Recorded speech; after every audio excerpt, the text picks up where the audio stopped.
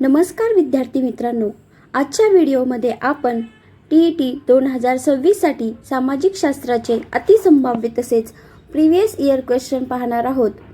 हे सर्व question Sindhu संस्कृतीपासून GST पर्यंत तसेच अशोक, अकबर, 1857 चा उठाव, दांडी यात्रा, RTI, निवडणूक आयोग, मान्सून, कर्कवृत्त इत्यादी टॉपिकवर आधारित हा व्हिडिओ स्किप करण्याची चूक करू नका, कारण या 20 प्रश्नांपैकी 5 ते 7 प्रश्न TET 2026 मध्ये येऊ शकतील।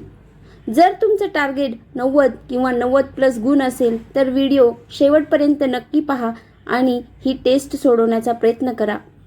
आजचा आपला एक नियम आहे, तो म्हणजे सर्व प्रश्न स्वतः सोडवा आणि तुमचा स्कोअर कमेंट करा। तुमची परीक्षेची तयारी किती झाली ते समजेल। जे प्रश्न चुकले ते परत वाचून घ्या।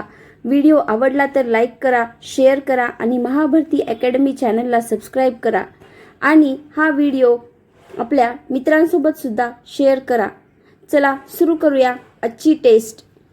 प्रश्न पहिला, सिंधू संस्कृतीचे प्रमुख शहर कोणते होते? या प्रश्नाचे पर्याय आहेत मोहेंजोदडो, पाटलीपुत्र, तक्षशिला, उज्जैन। सर्वांनी प्रश्न स्वतः सोडवून करेक्ट आन्सर देण्याचा प्रयत्न करा। तर याचे उत्तर आहे ऑप्शन नंबर अ, मोहेंजोदडो। मोहेंजोदडो व हडप्पा ही सिंधू संस्कृतीची प्रमुख नियोजनबद्ध शहरे होती, जी सध्या पाकिस्तानमध्ये आहेत। पुढचा प्रश्न, सम्राट अशोकाने कोणत्या युद्धानंतर बौद्ध धर्म स्वीकारला? तर सर्वांनी विचार करून उत्तर कमेंट करा। याचे योग्य उत्तर आहे पर्याय ब, कलिंग युद्ध।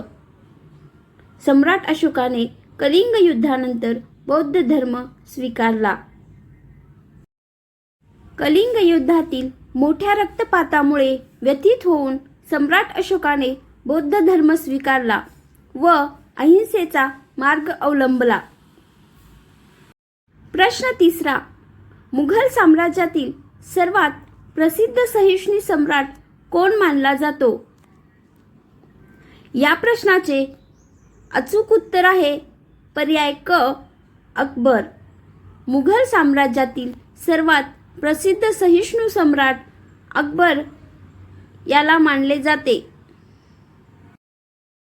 अकबराने दीन-ए-इलाही सारखी धोरणे राबवत सर्व धर्मसमभावाचे धोरण अवलंबले, म्हणून त्याला सहिष्णू सम्राट मानले जाते।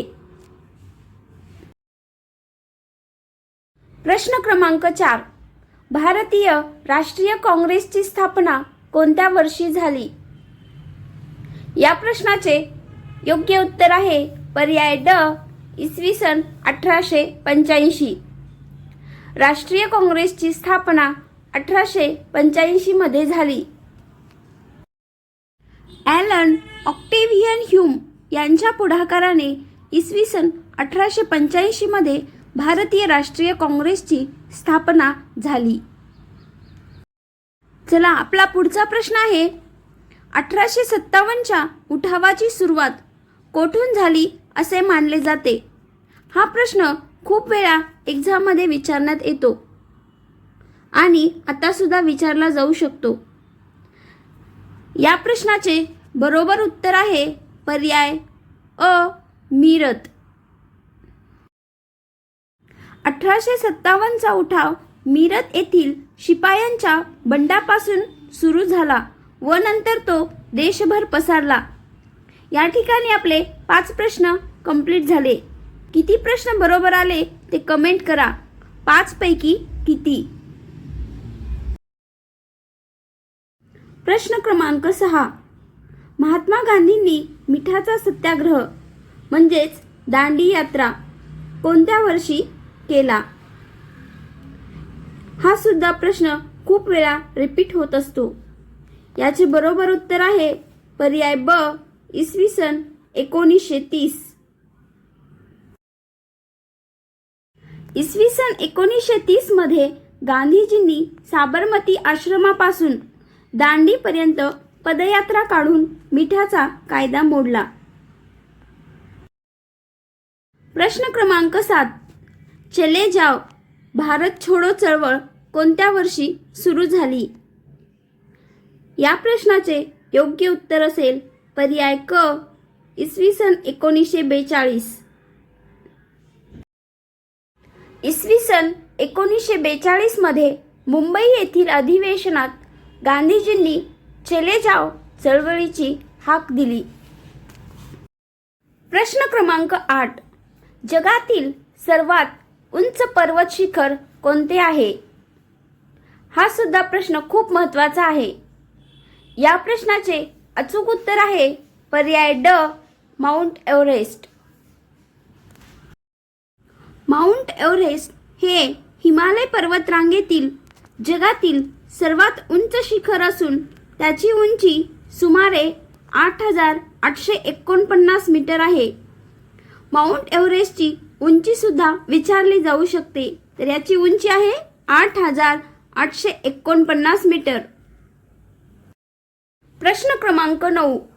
कर्कवृत्त म्हणजेच ट्रॉपिक ऑफ कॅन्सर. कर्कवृत्त हे भारतातील किती राज्यातून जाते? हा प्रश्न IMP आहे. या प्रश्नाचे योग्य उत्तर आहे पर्याय अ. 8. कर्कवृत्त भारतातील गुजरात, राजस्थान, मध्य प्रदेश, छत्तीसगड, झारखंड, पश्चिम बंगाल, त्रिपुरा व मिझोराम अशा 8 राज्यातून जाते. सर्वांनी हे 8 राज्य लक्षात ठेवायचे आहेत. प्रश्न क्रमांक 10. भारतातील सर्वात मोठे वाळवंट कोणते? तर याचे बरोबर उत्तर आहे पर्याय ब. थरचे वाळवंट. थरचे वाळवंट हे भारतातील सर्वात मोठे वाळवंट आहे. थरचे वाळवंट म्हणजेच ग्रेट इंडियन डेझर्ट हे राजस्थान राज्यात पसरलेले भारतातील सर्वात मोठे वाळवंट आहे. या ठिकाणी आपले 10 प्रश्न कंप्लीट झाले आहेत, म्हणजेच अर्धी टेस्ट पूर्ण झाली. 10 पैकी किती बरोबर आले ते कमेंटमध्ये नक्की लिहा. शेवटपर्यंत टेस्ट नक्की सोडवा. प्रश्न आवडत असतील तर लाईक करा आणि पुढचे प्रश्न सोडवा. पुढील प्रश्न. भारतातील सर्वात लांब समुद्र किनारा कोणत्या राज्याला लाभला आहे? तर याचे अचूक उत्तर आहे पर्याय क. गुजरात. गुजरात राज्याला भारतातील राज्यांमध्ये सर्वात लांब समुद्र किनारा लाभलेला आहे. प्रश्न क्रमांक 12. भारतीय संविधानानुसार शासनाचे किती प्रमुख अंग मानले जातात? प्रश्न खूप महत्त्वाचा आहे.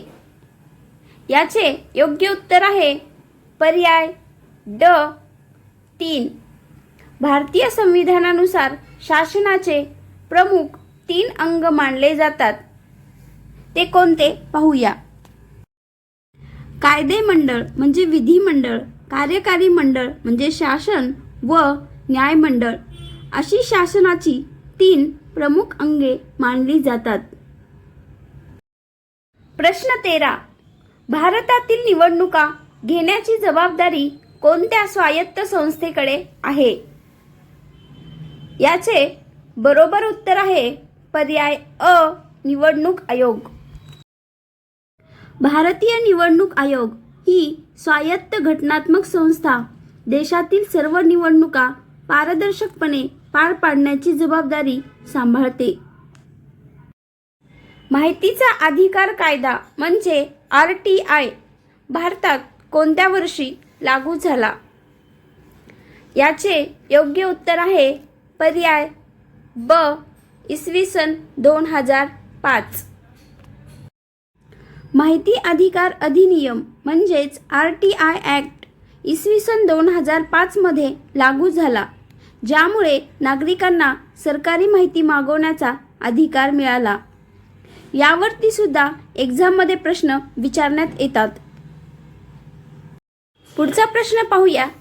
भारतीय संविधानातील मूलभूत हक्कांची संख्या किती आहे? याचे बरोबर उत्तर आहे पर्याय क 6. मूळ संविधानात 7 मूलभूत हक्क होते.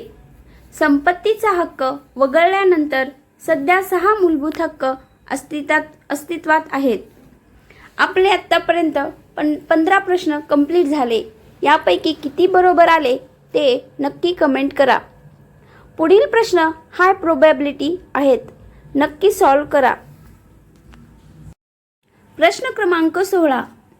अर्थशास्त्रात प्राथमिक क्षेत्र यात कोणत्या क्रियांचा समावेश होतो? प्राथमिक क्षेत्र म्हणजेच प्रायमरी सेक्टर. तर दिलेल्या ऑप्शनपैकी याचे योग्य उत्तर आहे पर्याय ड शेती व नैसर्गिक साधन संपत्तीशी संबंधित उत्पादन. शेती, मासेमारी, खाणकाम यांसारख्या नैसर्गिक साधन संपत्तीवर आधारित उत्पादक क्रियांना प्राथमिक क्षेत्र असे म्हणतात. प्रश्न क्रमांक 17. वस्तू व सेवा कर म्हणजे GST भारतात कोणत्या वर्षी लागू करण्यात आला? याचे योग्य उत्तर आहे पर्याय अ इसवी सन 2017. 1 जुलै 2017 पासून भारतात एक देश एक कर या तत्वावर आधारित वस्तू व सेवा कर प्रणाली लागू करण्यात आली. प्रश्न क्रमांक 18. स्थानिक स्वराज्य संस्थांमध्ये शहरी भागासाठी कोणती संस्था कार्यरत असते? तर याचे बरोबर उत्तर आहे पर्याय ब नगरपालिका किंवा महानगरपालिका. शहरी भागाच्या स्थानिक प्रशासनासाठी नगरपालिका किंवा महानगरपालिका ही संस्था कार्यरत असते.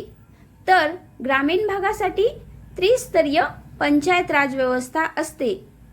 सर्वांनी लक्षात ठेवायचं, शहरी भागासाठी नगरपालिका किंवा महानगरपालिका आणि ग्रामीण भागासाठी त्रिस्तरीय पंचायत राज. प्रश्न क्रमांक 19. जगातील सर्वात मोठा खंड कोणता आहे? हा प्रश्न बेसिक आहे आणि हा सर्वांनाच माहीत असेल. या प्रश्नाचे योग्य उत्तर आहे पर्याय क आशिया. आशिया हा क्षेत्रफळ व लोकसंख्या या दोन्ही बाबतीत जगातील सर्वात मोठा खंड आहे. भारतात मान्सून वारे म्हणजेच नैऋत्य मोसमी वारे प्रामुख्याने कोणत्या दिशेने वाहतात? हा प्रश्न खूप महत्त्वाचा आहे आणि या प्रश्नामध्ये खूप विद्यार्थी चुकतात. याचे योग्य उत्तर आहे पर्याय ड नैऋत्येकडून ईशान्येकडे. जून ते सप्टेंबर या काळात नैऋत्य दिशेकडून येणारे मोसमी वारे भारतात मोठ्या प्रमाणात पाऊस आणतात. अशा प्रकारे तुम्ही 20 प्रश्नांची टेस्ट पूर्ण केली. आता सर्वांनी कमेंटमध्ये आपापला स्कोअर लिहा. 20 पैकी 20, 20 पैकी 18 किंवा 20 पैकी आणखी काही. जे प्रश्न चुकले ते परत वाचून घ्या. पुढील भागात आणखी नवीन एक्सपेक्टेड आणि PYQ प्रश्न घेऊन भेटूया. धन्यवाद.